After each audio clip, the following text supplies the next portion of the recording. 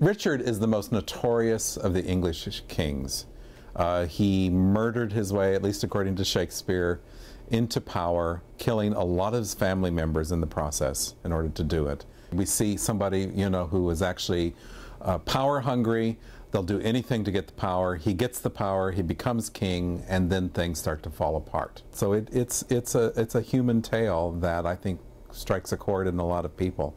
I saw the Royal Shakespeare Company this last summer do a production of Richard III, and it was kind of amazing, and it was much different than I thought it could be. From reading the text, it seems like such a dark, dark text, and they actually kind of made it into a comedy.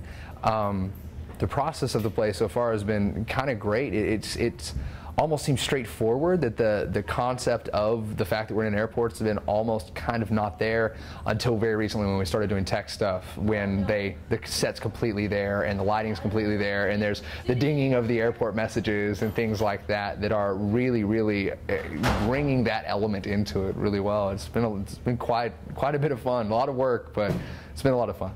There's a lot of ethnic diversity, as you will see in this production. It's a very interesting mix, so we've created our own country in our minds, and it really riffs off of all of the turmoil that's going on, the civil wars and strife that is across the world, unfortunately, today. So we're building on that. And in this country, everybody arrives and departs through the airport.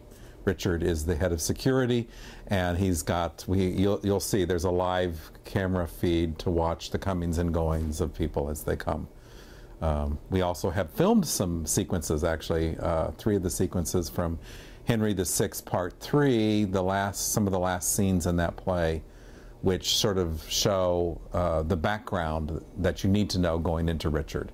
So we've actually done that to also help the audience, I think, so people will know who's killed who at which point, who they are, who's angry at who, which part of the family is fighting. And this is a family. These are 2 sides of the same family fighting each other. And killing each other over power.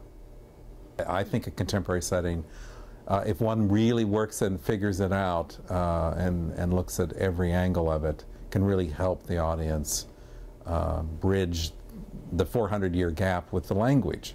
In Shakespeare, all the emotions are really true.